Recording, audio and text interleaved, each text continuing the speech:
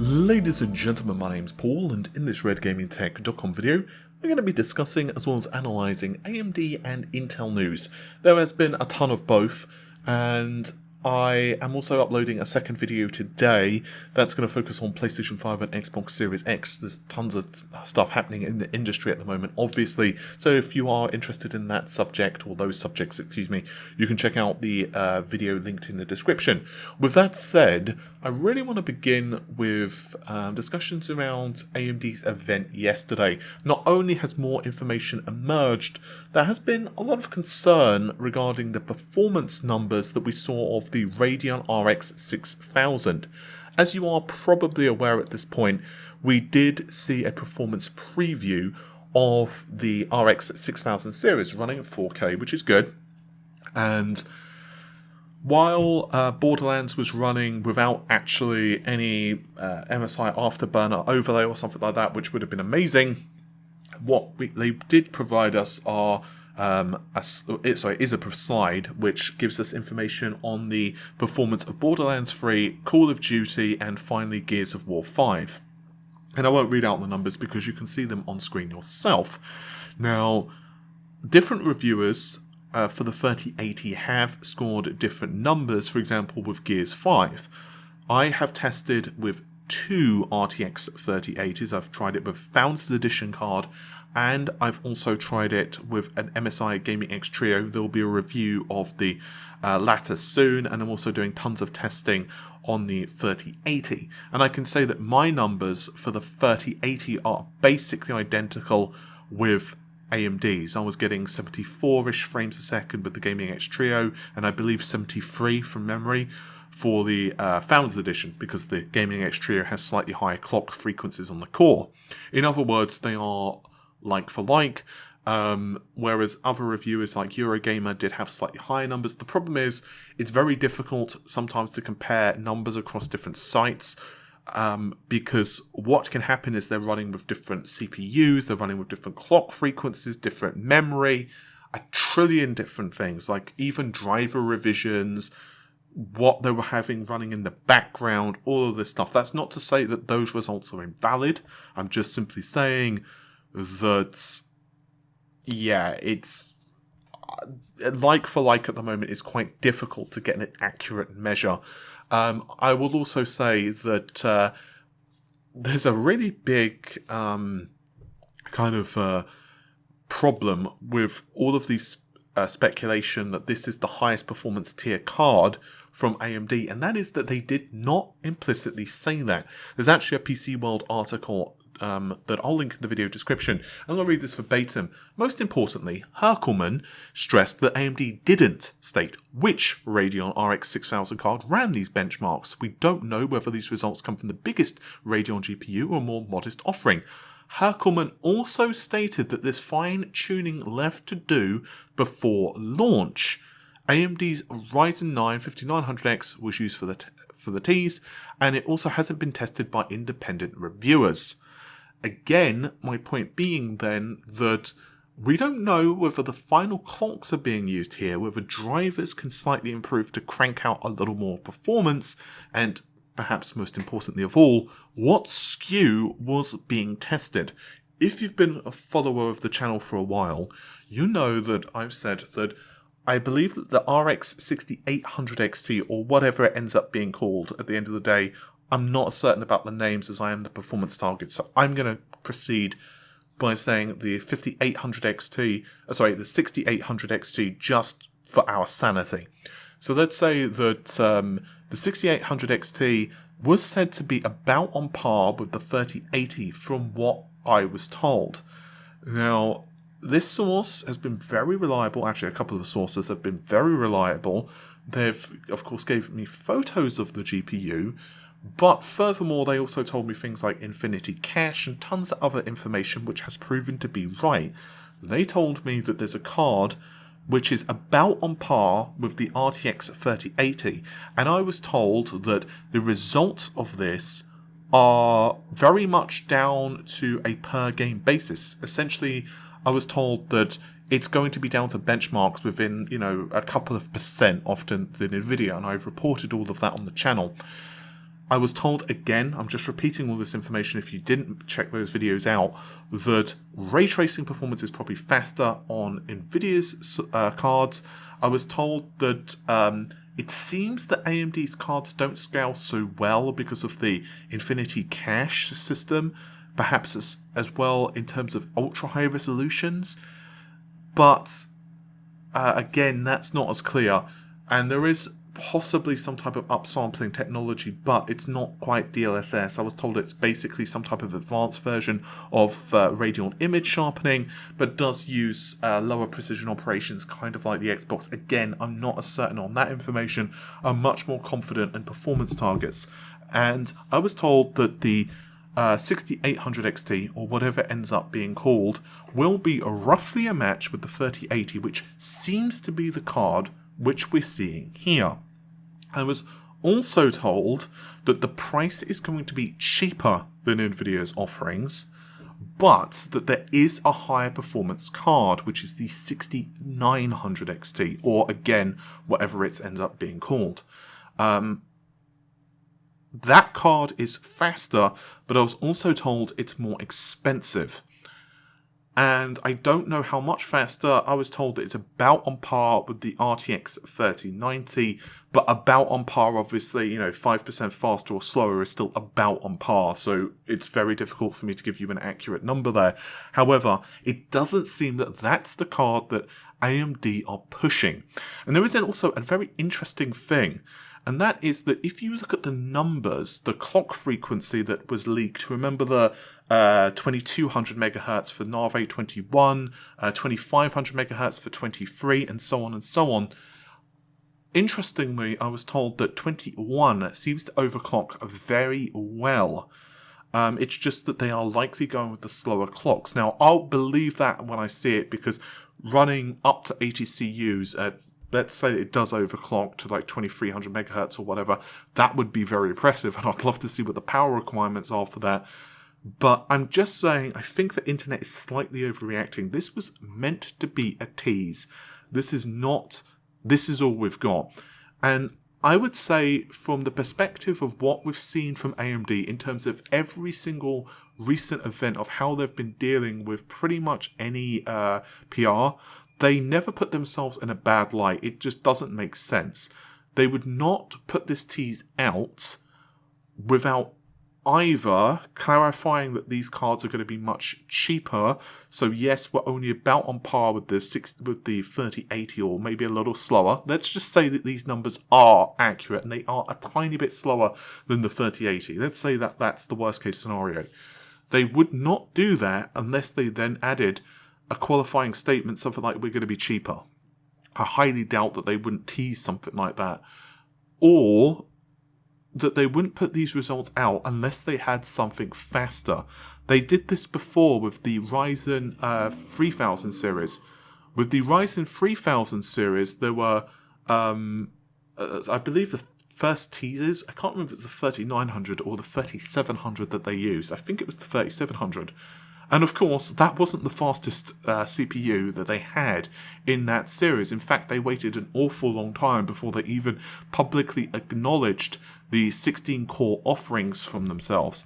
So I'm just simply saying, at the moment, saying that AMD do not have a faster card is not really something that we can be certain of at the moment. And now, this is not me saying that they definitely have a faster card. At the end of the day, I will only believe information, including from even sources of mine which have been very accurate in the past. I only believe something 100% when I actually see the product. And even if AMD do have an event and the card looks amazing, I would still say to you, do not pre-order anything until you see independent reviews. That, to me, is the way, obviously, that you should make purchasing decisions with media outlets that you trust, and of course we will be getting the cards hopefully and testing them out ourselves. I would always suggest that you check reviews, you check the performance, make a decision based upon that. That's my personal advice to you. Obviously, your money, you do as you wish, and this is again to say that I'm very happy with what Nvidia have done with Ampere. I think it's a tremendous architecture. I just believe that this time AMD does have something competitive. either in terms of pricing or possibly in terms of performance. Okay, let's continue, shall we? Because we've got a lot of stuff to talk about, and I was talking about that for a lot longer than I anticipated. So moving on to the Ryzen 5000 series.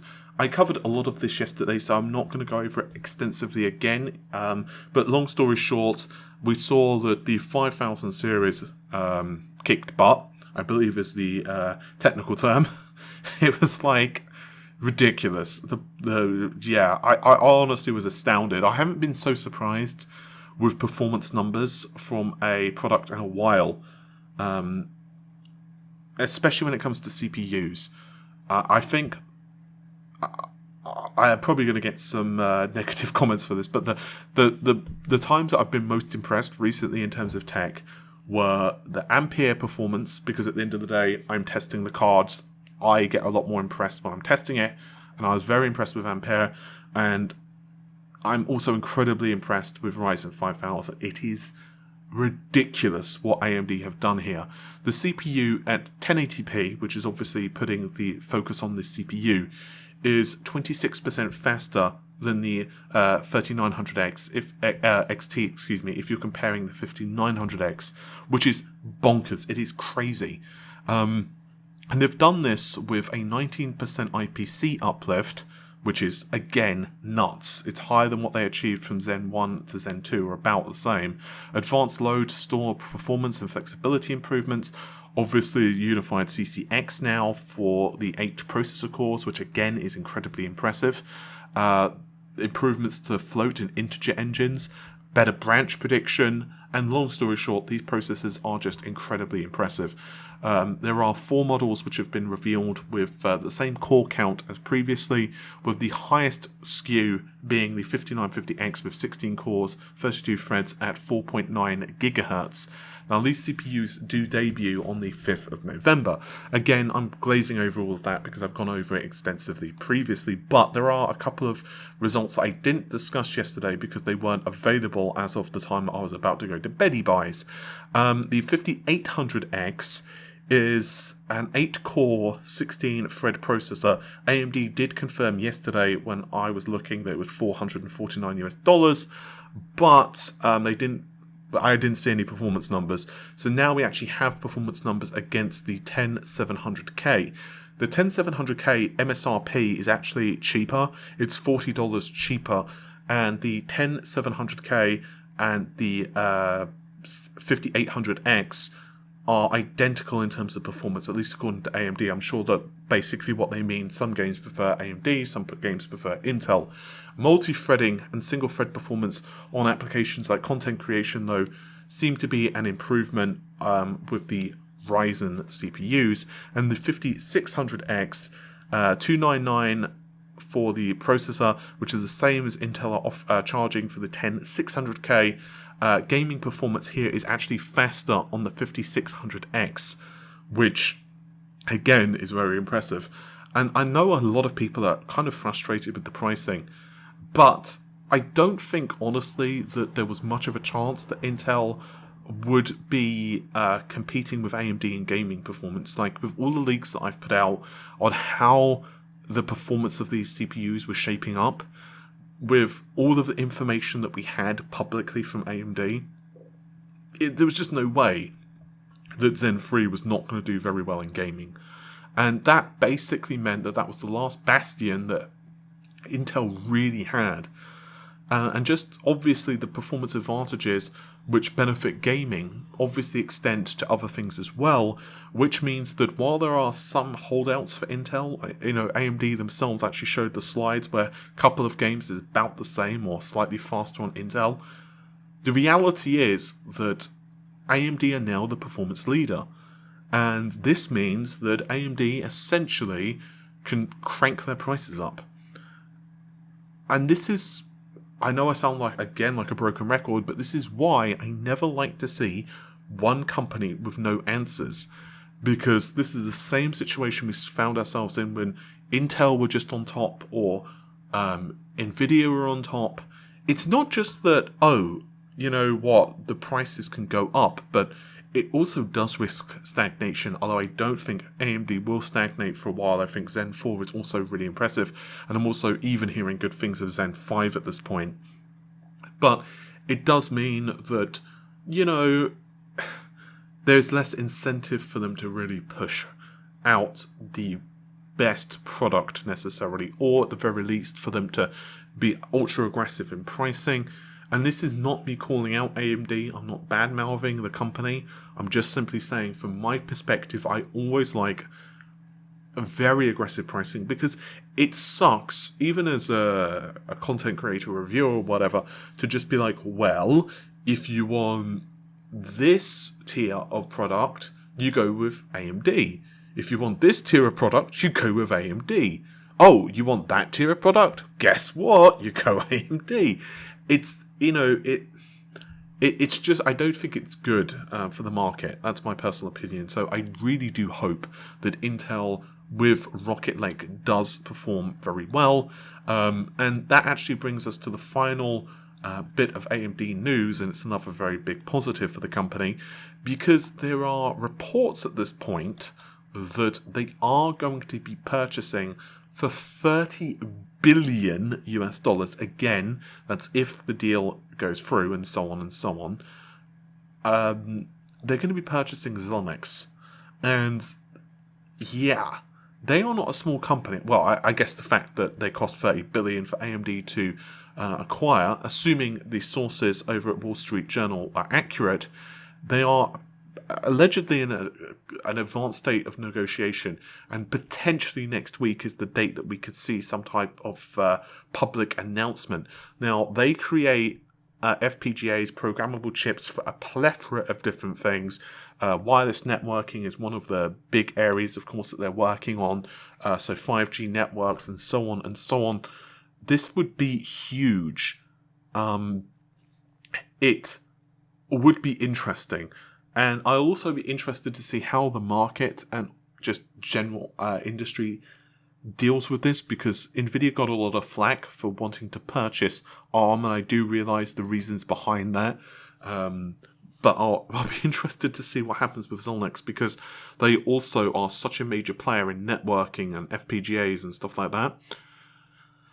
Yeah, AMD are definitely on the... they are now a juggernaut. And I think the story of AMD can really be seen in just their share prices alone. As of the time I'm recording this video, they're trading at like $83, 83 US dollars. And if you compare that 6 months, if you compare that to early July, they were what were they? About 52, 53 US dollars. So not cheap by any stretch of the imagination. But if you go back 5 years ago, back even in like 2018, I'm looking at the 5-year forecast, or history, excuse me, on Google. So if you look back over a 5-year period, back in 2018, late 2018, they were around $20, something like that, depending on the time. Early 2018, they were about $10, slowly creeping up, slowly. In 2017, they were about the same price. They were steady for, maybe 12, 18 months. And this is not a financial analyst speaking, by the way. I'm not giving you investment advice.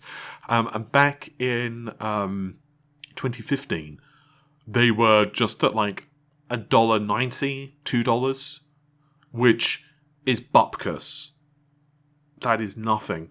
So I think the story of AMD is just really to show what impact they've had in the market and how the industry is treating them. They are now absolutely on the rise and an absolute huge market force again in the industry. So it's quite interesting, because if you go to the max time frame of AMD and you see before they kind of started to get really hammered by obviously the bulldozer FX kind of processors, that type of thing. Like 2010, 2011, they were trading around $7, $8, $9. A couple of peaks here and there. They're just about scraping 10. But then obviously from 2014 onwards, it starts to go downhill. But when they were really being competitive to Intel as well as AMD before that. So we're looking at like early 2000s, 2000, 2000 to, let's say, 2006, they're around the $20 mark. So I think it shows you just how the industry, how AMD have kind of like had their history. So I think that's definitely a very big positive. But anyway, the final story that I'd like to discuss actually today is from Intel, as Intel have actually confirmed Rocket Lake, and we are actually going to be seeing Rocket Lake, this is confirmed by Intel at this point, to launch in the first quarter of next year. We don't still have an exact time frame, but Intel have actually confirmed this in public. They've also said that they will soon be providing more news about this officially. And the statement is that our 10th generation Intel Core processors continue to provide excellent performance and a stable platform for even the most demanding games. Ultimately, I believe there's a great 10th generation option to address the needs of every gamer, from casual to the more dedicated and passionate enthusiast. Though, as you would expect, we're constantly looking ahead to see what's next and how we can make our desktop even better. With that said, I'm happy to confirm that our next generation 11th core processors, codenamed Rocket Lake, is coming in the first quarter of 2021 and will provide support for PCIe 4. It'll be another fantastic processor for gaming, and we're excited to disclose more details in the near future.